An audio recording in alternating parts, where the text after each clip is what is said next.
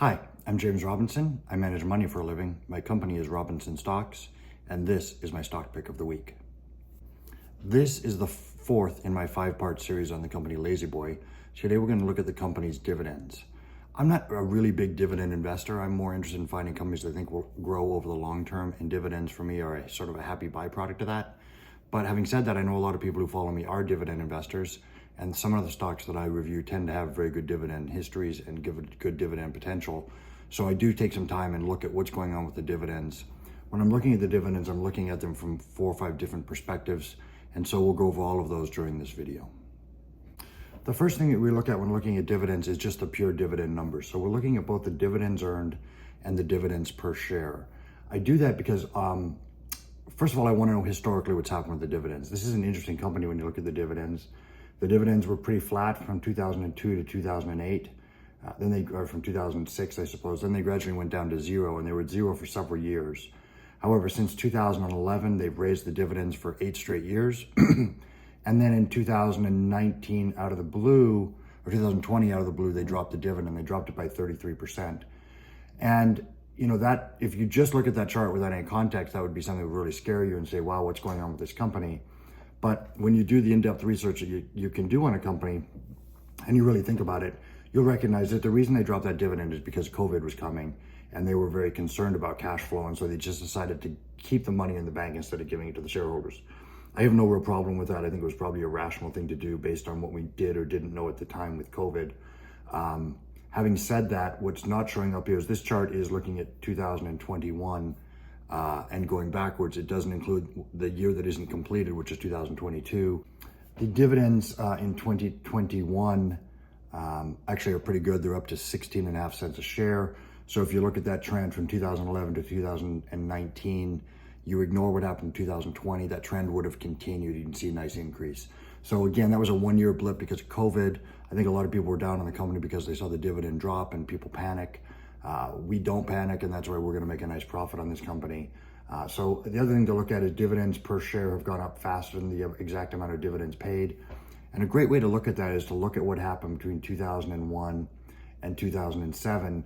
You can see that in that period, the dividends went up pretty dramatically in terms of dividends per share, but the amount of dividends actually paid were pretty flat. That was because during that time they were buying back shares. So the same amount of dividends was paid to a fewer amount of shareholders, and that made the dividends appear to go up. That's one of the benefits of having a company do stock buybacks. It also kind of hides what's really happening, which is the company wasn't giving more money to the shareholders, really. They just made it look like they were.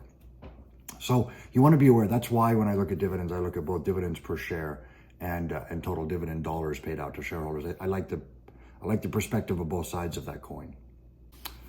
In addition to looking at the actual amount of dividends that are paid, I think you want to look at the dividends in a series of contexts. Each will give you a different sense of what's happening with the dividends.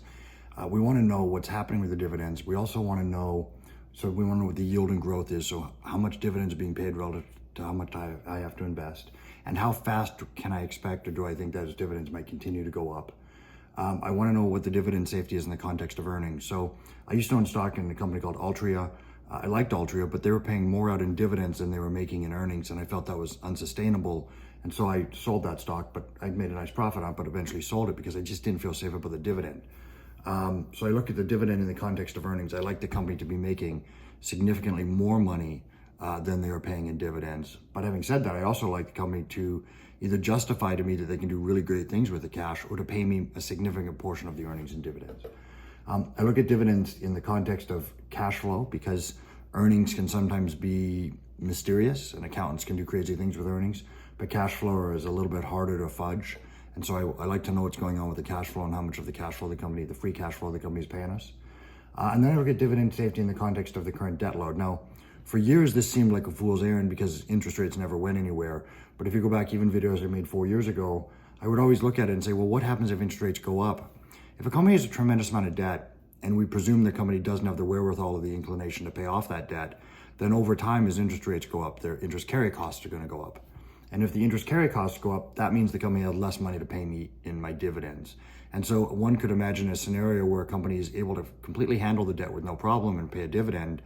Interest rates double, the carry costs double, and all of a sudden there's not much money left for dividends, and so the dividends take a bath. And so one of the things that I always look at is how much of the company, what is the company paying in dividends? What are they paying in interest rates? If the interest cost were to go up dramatically, how likely would it be the company would not be able to pay debts? And so that's the fourth way that I look at dividends as we're doing this analysis. So this chart is a little bit misleading and it needs some explanation. To start, the dividend yield for the company is 2.68%. That's good, but not spectacular. To give it a context, the S&P 500 average yield is about 2%. So it's 30% above the S&P 500. Again, we're not bad with that. Nowhere near inflation, for example, though. The dividend growth has averaged 1.9% for the last 5 years. That's not really accurate. It's what the numbers show, but it doesn't tell the whole story. So let me sort of explain it. As you can see in this chart, from 2017 to 2020, the dividends for this company grew at, something north of 10% on average over those 4 years. Then what happened is in 2021, during COVID, they dropped the dividend by 30%. And they did that because everybody was scared of what COVID was going to mean, and the company wanted to hoard cash. I have no problem with the fact that they did that, as I said earlier, but it does make these numbers look skewed. However, in 2022, the company has reinstated the dividend not only to where it was in 2020, but with a nice increase on top of that. So the company's dividend really is, back up to 7 or 8% growth a year over the last 5 years. It's just that the final numbers aren't in for 2020 yet.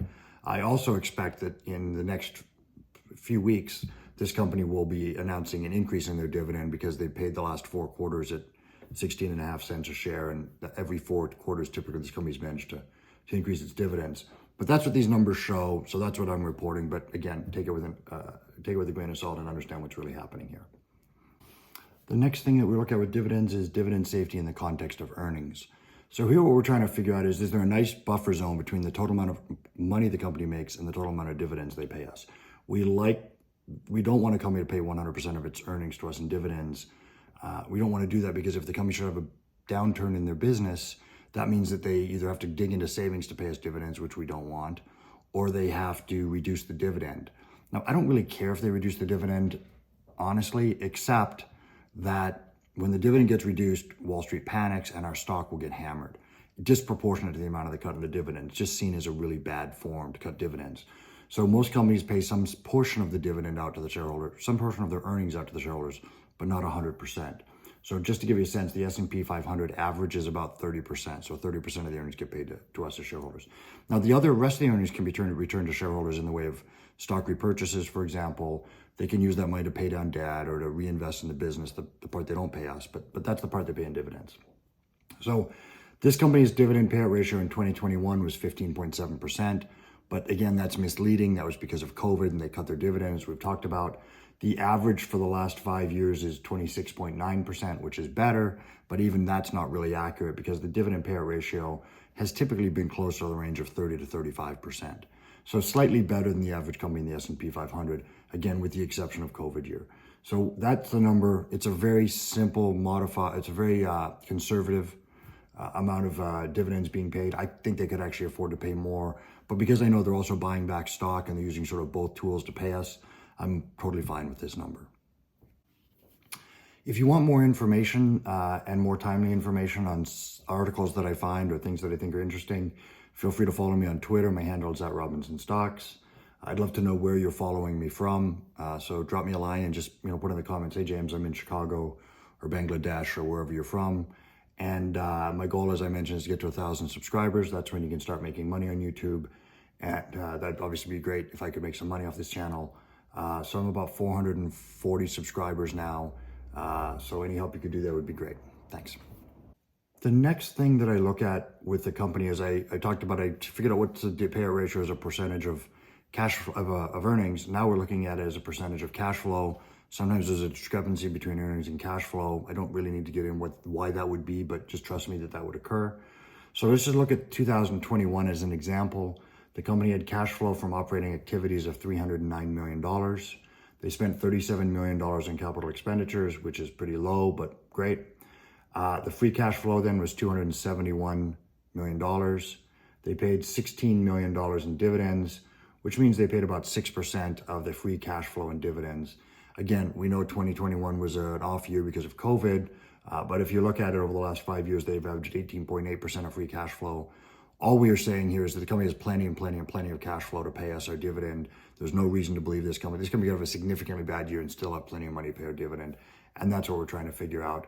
I would expect that the dividend numbers will be, in the north of $30 million if I was to do this report at the end of 2022, because I know that the dividends have been sort of reinflated to where they ought to have been without COVID. This final slide is dividend safety in the context of debt. Now, again, as I said earlier, I've been doing this for years, and it always looked stupid because interest rates never went anywhere. So why was I wasting the time? But just in the last 6 months, we've seen interest rates go from 2.5% to 7%. That means we're going to see significant increases in the cost of borrowing for companies. Companies that have a ton of debt are going to be less able to pay their dividends. And that's why I did this research, because I wanted to buy companies where I didn't care what happened to interest rates. Even if they went to 20%, I wanted to know interest expense and coverage, paying the bank wasn't going to interfere with my ability to get my dividends. And again, I don't care too much about the dividends. What I really care about is the fact that dividends being decreased really hurts my stock price, and I don't want that at all costs. So again, I've looked here. If you say, if the interest rate had gone to 4%, that would have been a $11 million reduction in dividends. I'm looking at the first column. And because the company's debt, if interest rates went to 20%, that would be a $59 million reduction in cash flow. So they'd be paying $59 million more than they're currently paying in interest expense. So that would mean the adjusted cash flow would go from what it was, $279 million, down to say $212 million at 20% interest rates. So the next slide tells you what the company paid in dividends, which is $16 million. That means a free cash flow after the increased interest and after paying the dividend would still be $191 million. And dividend payout from cash flow would have gone way up to 7.8%. So in irrelevancy, right? And that's what we're trying to get to. We're trying to find companies that can have massive increase in the debt carry costs, but the debt is so low it won't really impact our business. And that's one of the benefits to doing all this homework and understanding what's going on with the company's debt. People who buy companies with lots of debt and get these fantastic returns on equity pay a big price, because when interest rates go up, all that debt has to be paid for. And while it still is locked in at the rate that you borrow the money initially, it has to be refinanced over time. And typically some percentage of the debt, 10 or 15% of the debt, is refinanced every year. And when that happens, then you start getting killed. So that's why we do this research. So that's it for the dividends for this company. Dividends for the company, very, very safe. Ignore what happened in 2020. They've already adjusted it. Ignore what they did in 2021. They've already adjusted it in 2022. Dividends are back on track. We're getting a decent return. I expect those dividends to grow as the earnings continue to grow. No problem with that. No problem with cash flow. No problem with the payout ratio. So I would say that if you're a dividend investor and you like this company, you should have no problems buying this company and keeping it as a long-term hold in your portfolio. Thank you very much.